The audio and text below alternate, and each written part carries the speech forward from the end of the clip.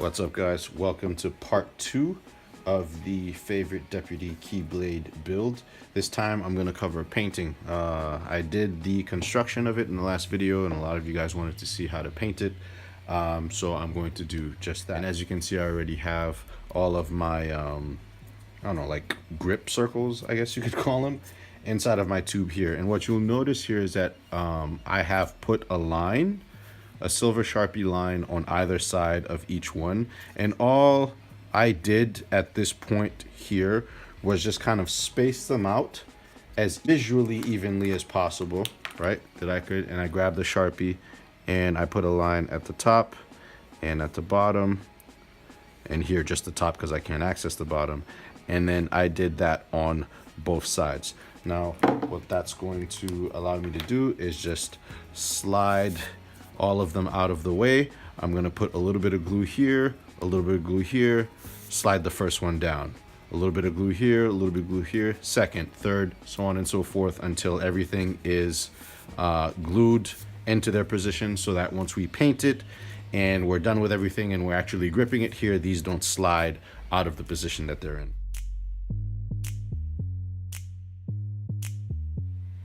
All right, so once everything is glued down, we're gonna go ahead and start the painting process. All right, we're now in the paint booth, and what I'm gonna do is go ahead and plasti dip all of my pieces, right?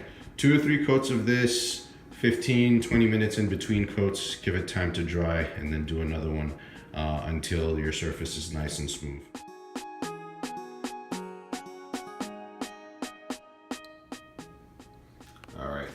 Now with all of my pieces plasti dipped, I'm gonna go ahead and hit everything with some satin paint and primer. It can be any brand really. I'm using this one, the Valspar. It's like a light gray. So what you wanna do is put a light color coat on all of your pieces, nice and thick, 2 or 3 coats, depending on how smooth you want everything to look. And then you can do your colors after that's dried, because that's going to allow you to get the brightest colors if you have a nice light base coat on everything. So I'm going to do that to all the pieces. Fast forward to that step and catch you guys for the next one. Before we move on with this piece, as you can see, I've already painted the top piece here, and I've been using the middle stick to kind of hold the pieces as I'm painting. So it's like I can spray here, I can spray here.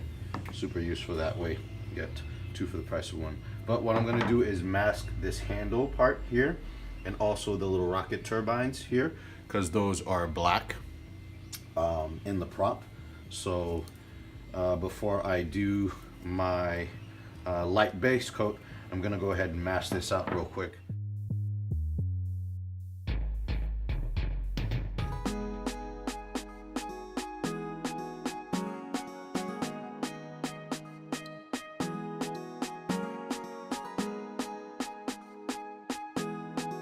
Wanted to show you guys some of the paints that I've been using. So start with plasti dip, which is not here, but there will be a link in the description. And then I did this Fusion all-in-one matte glacier gray for everything as like a base coat. This is what I used for the hat. This Design Master is what I used for the gold on the star. Krylon Fusion for the body of the cactus. This is what I'm going to use for the body of the handle, the blue for some of the details on like the wings and the bottom of the handle, and then everything else is going to get hand painted. All right, so I'll catch you guys. So if you ended up going the magnet route here, as you can see, I've just used an X-Acto knife and just scraped off the magnet, the paint on top of the magnet, so that it can make a good connection. Because sometimes when you go paint to paint, sometimes it'll just like seal itself, so you don't want that to happen. So fast forward through that step. Okay, so now with my handle painted, as you can see, I've already started masking off this area here. So this is still masked from when it was black, and now I'm masking this area. I'm gonna cover the rest of this with this like paper, and I'm gonna mask this other side so I can paint this area blue. Obviously, if you don't want to go through the trouble of doing this, you can just paint it by hand. I want a nice clean finish on mine, so I'm gonna go through the trouble of masking it, and then all of the other details like this being green, I'll do those by hand because those are very small little areas. Okay.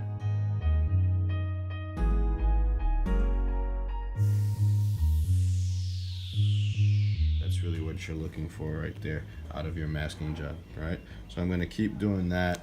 And there's also this part right here that I didn't quite get here, and I'll show you guys a little technique on how to use the spray paint to actually fix this. So what I'm gonna do is grab my spray paint, and inside here I'm gonna spray some paint till it kind of pools in there, and with a brush that you do not care about losing, because this is gonna dry out your brush. Just gonna do this on both ends.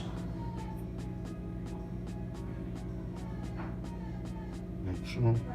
And then once that's dry, I don't know if you can tell, but it's not the cleanest, but if I go over it a second time around after it's dry, it's gonna look just fine. All right, so that's the little technique to fix missing spots. I'm gonna go ahead and just paint this by hand. It's definitely gonna take me a couple of layers to make sure that I have an even coating, but I'm gonna fast forward through this process.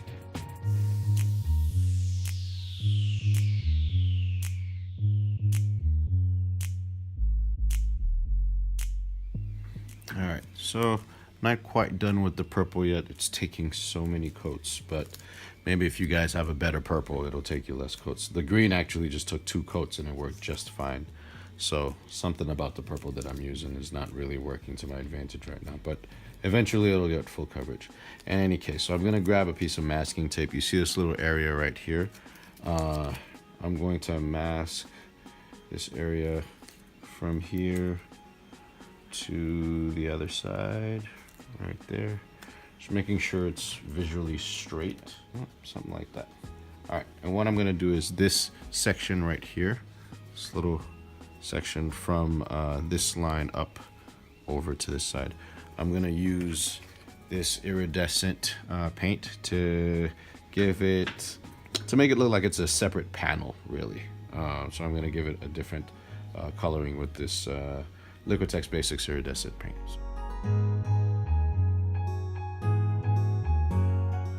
Alright, so I don't know if you guys can see, but it's very subtle. I added a light silver, light opaque silver to the surface of the globe and the risen wings here. And when it catches the light, it's subtle, but you can see a different silver from the rocket to the planet and from the base wing to the mid wing. So nice little detail that I wanted to add, not something that you have to go through if you don't want to. All right, so far so good. Got my purple, got my green in the middle. Now I'm just gonna go ahead and do the alternating red and white stripes on the top here. Right, and also I'm going to bring this back in and slide it down into place, like so. All right, we're getting somewhere. So now I'm gonna go ahead and see this line here. We're gonna fill this with blue, so what I'm gonna go ahead and do is mask off where this edge falls off here and comes over, like so. Okay, and then continue the masking along this curve here and along the inside there. That way I'm making sure that I'm not messing up any of the silver that I've just laid down. All right, so fast forward through that stuff.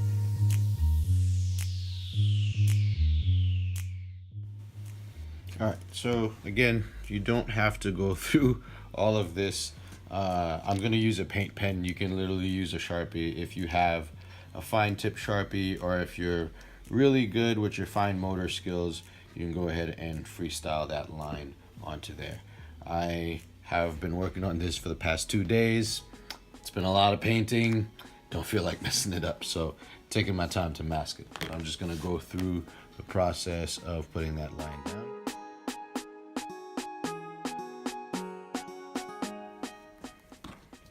As you can tell, we have a nice clean line on both sides.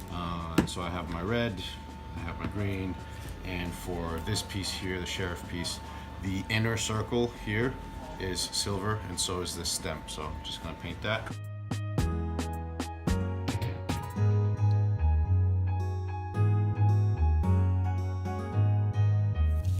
So next up, we're going to use this pattern that I made for the scarf that actually has the screen accurate or game accurate pattern that Woody's scarf has. So we're going to go ahead and cut this up. After we're done cutting this up, I'm going to use an X-Acto knife to cut out all of the little shapes so that we can use this as kind of like a stencil. Alright, so as you guys can see, I've cut out just one of them here in the middle. The circles are not that easy to do with an X-Acto, so if you do have like a hole punch or something like that, leather punch, that would be super useful whenever you do your transfer next, right? So let's say, for example, that I was doing it on foam. I can go ahead and put my stencil right over it, grab some white paint, put some stuff down. And you can also make this with like a stiffer material, right? Favorite paper might be a little too thin, but this, I'm doing it for just one of them, just as an example. But obviously you would want to do this for every single one to make sure that everything is spaced out evenly on your fabric or whatever it is. And as you can tell, you can do a nice little transfer and have this. And you can do this as many times as you want, so that right now this doesn't look like a solid white, so you can go over it a couple of times, let it dry, make it happen that way. All right, so with that aside, I'm gonna go ahead and move on to the next step. All right, so since I'm making mines out of foam, using some red foam to do it, remember my tutorials are just guidelines. You don't have to do foam. You could do this with a fabric just as easily and get it over with. I like to complicate things for myself. So I'm also gonna do just kind of like random leaf shaped things, right, that are going to be the back end, right, the part that's tied at the back of the scarf. And so I'm also going to do some of the transfer on these pieces as well. All right, and that's that. All right, since I'm doing mines in foam, I might as well show you guys what I'm up to here for this. So what I've done is I made a little piece of foam, I put a magnet in it. I made another piece of foam, I put another magnet in it. That way, if ever I want to take the scarf out, right, I can do this like that, right, and it holds everything in place, as you can see. And what I'm doing for kind of like the knot type area, I made a slice on the top of this foam and then I stuck that in and glued it in. I'm gonna do the same thing here, so I'll just kind of fast forward through that process so you guys can see it happen. Okay, and that was pretty much it. Make a slice, stuff it in. If it ever comes out, you can do the same thing again but with glue next time around. So go ahead and put my little bandana around the neck of my piece. Grab my magnet. There you have it. Okay. So again, you don't have to do this with foam. It'll be a lot easier to actually make this with fabric and maybe look a little, probably more authentic. But I don't know. I always complicate things for myself, so I went the foam method, and I did end up like laser etching this stuff, which, to be perfectly honest, making a template looks way better. I don't know if you guys can tell, but the laser kind of looks like a little janky, but the one that I did with the template looks nice and clean and sharp and crisp. So manual sometimes is better. All right, so last and final step, I have about 4.5 feet of rope here. You can use any type of rope that you would like, you know, as long as it's like thick and it fits the look that you're trying to go for the prop. So I'm gonna go ahead and install the rope under this arm right here. Okay, hold it in place while I just kind of bring it in and over, right there. Now I'm gonna pull this nice and tight, and I'm gonna wrap it around this piece once. Okay. And then from under, I'm gonna grab that, wrap it around under here, wrap it around one more time there until it gets to the very bottom here. All right, now if you want to make this permanent, what you can do is everything that I just did here now, you can just put a little bit of hot glue. So you would put some hot glue under the arm, glue that down, put some hot glue like here, here, here, here, here, glue it down, glue it down, glue it down, hot glue, glue it down, hot glue underneath, glue it down, hot glue, until you get to the very end. That way, it's permanent, never comes apart, and it is what it is. I'm going to want to, when I take these to convention, to be able to take it apart completely to show people, you know, how the prop came to be. So I'm gonna leave mine like this. The rope is taut enough here that it works for me. And what I'm gonna end up doing is probably embed like a magnet inside of the rope here, seal it off, and then put a little magnet on the inside of the cactus itself so that once it gets here, it just kind of snaps into place and it stays where it's supposed to. All right, so that is pretty much it, guys. So there's also this little black string that I have here. It's a little piece of black rubber, so you can poke a hole underneath your part here, right? Stuff that in there, but also glue it to the inside here so that it doesn't come off. And then on the other end, bring this a little closer to the camera here. So on the other end here, you guys can download this file for free on givewavestudios.com. I'll have links in the video description. You can print this out. It's the cloud, and then you can use it to attach your little foam buddy there, or if you guys happen to have the actual aliens, you can attach your little aliens on there. So open the claw up, right? Obviously, again, glue the whatever you use for a string or cord to the inside of the piece. But as far as painting everything is concerned, that is pretty much it. So I hope this was useful to you guys. Hope you guys learned something, and thank you for all of you who sounded off in the comments wanting to see a painting tutorial to match the assembly tutorial that I had posted up early on in the year. So it took me a while to get to this, but I finally did get to it. So again, thank you guys for watching, and this has been Cass from GiveWave Studios, and I'll catch you all in the next one. Cheers.